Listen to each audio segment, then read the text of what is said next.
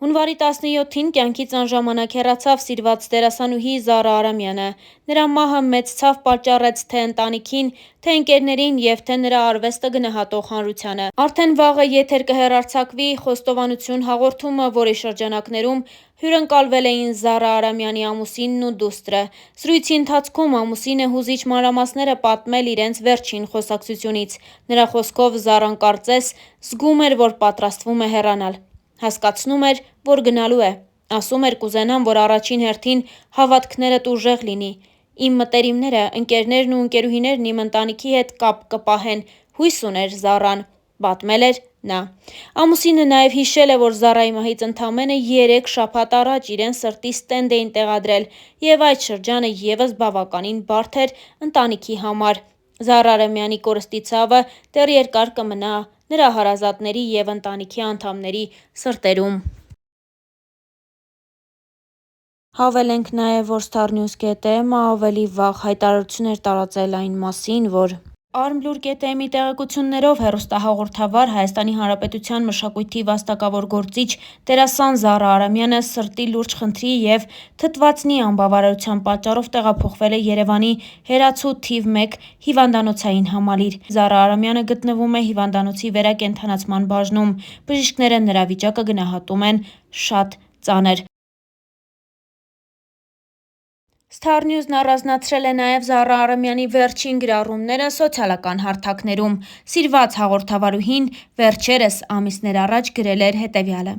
«Առաջին վառ շիկահերը եթերում,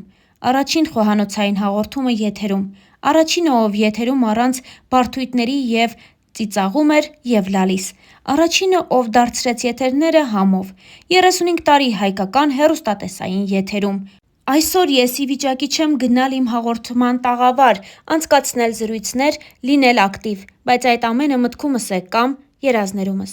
Այսօր սրտանց շնորհավորում եմ իմ բոլոր գոլեգաներին, տեխնիկական աշխատակազմին և առհասարակ բոլոր նրանց, ում համար տելևիզիոն շիկ բառը դա կենսակերպ է, երակներով հոսող արյուն և ավյուն», գրել էր Զարա Արամյանը։ Ավելի վաղ հաղորդավարուհին հետևյալն էր գրել. «Խնդրում եմ բոլորիդ ուշադրությունը։ Թողեք գործը, բանը, հավաքվեք կողքս, կարևոր բան եմ ասում։ Նստեք կողքերս, շրջան կազմեք, խաղաղվեք ու լսեք։ Այսօր նշվում է Թենքսգիվինգը, բայց ոչ մեզ մոտ այդ, ըստ իս, լավագույն տոնը ավաղ մեր տոների ցանկում չկա։ Ուստի ես չեմ նշում տոնը, սակայն ուզում եմ իմ շնորհակալությունը հայտնել։ Առաջինը Աստծուն, ով չի հոգնում մեզ սիրել ու տեր կանգնել։ Մեր ծնողներին, մեր քույր-եղբայրներին, մեր ընտանիքների անդամներին, տատիկ-պապիկներին, երեխաներին,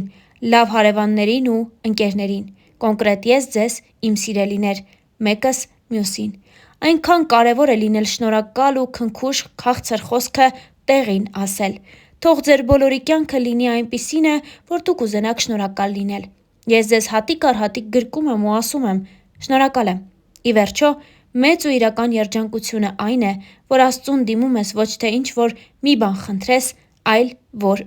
շնորհակալ լինես»։ Հայրս՝ Ֆելիքս Արամյանը տարիներ շարունակ եղել է բոլոր մարզերում կազմակերպված տոնակատարությունների երաժշտական մասի ղեկավարը։ Ընդ որում, ինքն էլ իր մեքենայով էր գնում ու գալիս, որքան էլ որ հեռու լիներ։ Եվ հորս հետ ուղևորներ էին լինում։ Միջոցառման ղեկավարությունը ընկերներով էլի 80-ականներն էին հիշում։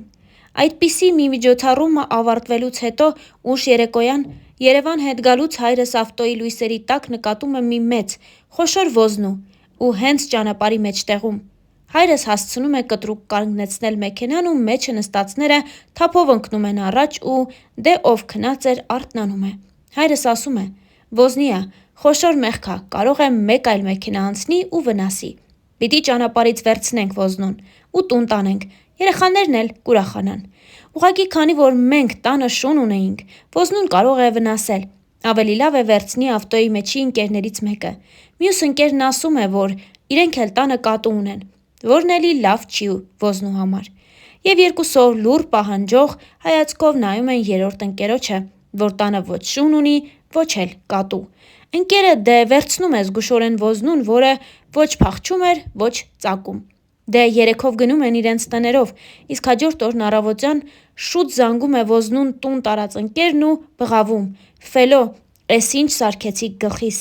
Գիշերը ոզնին ունեցել էր 7 փոքրիկ ոզնիներ, որոնք քարկտիկի նման ամբողջ տնով մեկ տարածվել էին։ Ոզնին փաստացի հղի էր, այդ իսկ պատճառով էլ իրեն ծանր էր պահում։ Ստեղ են ասել, օրն եկավ, ղսմատն էլ հետ է։ Բոլորիս մաղթում եմ ղսմաթով կյանք ու նվերները ստանանք ամենաանսպասելի տեղերից։ Հետգրություն։ Ոզնիներին բաժանեցին տարբեր տեղեր, իսկ պատմական մայր ոզնին երկար տարիներ ապրեց ոզնուն որդեգրած հորս ընկերոջ հայ համերգի երկար տարիների ղեկավար Լավրենտ Մովսիսյանի տանը։ Զահրա Արամյանը ևս մեկ գրառում էր նվիրել իր հայրիկին։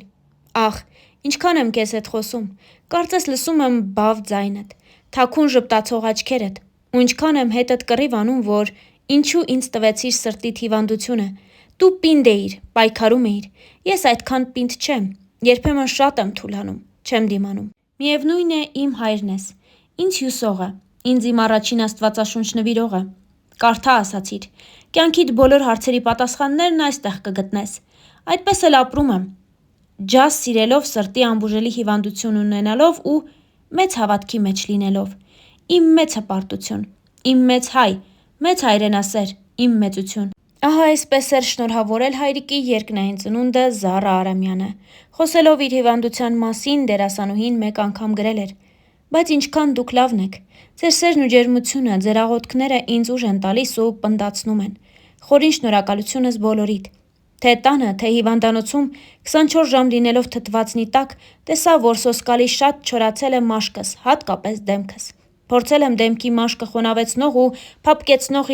իմացած տարբեր ֆիրմաների, երկրների, գների ու տեսակների բոլոր քսուկները։ Ավաղ ոչ մեկը չօգնեց։ Ուստի հարց իմ կոսմետոլոգ ընկերներին, ինչ խորհուրդ կտաք օգտագործել, որ այս չորացած անգամ թեփոտած դեմքիս մաշկը փափկի և խորանա։ Շնորհակալ եմ բոլորիդ, գրկում եմ ու պաչիկ անում։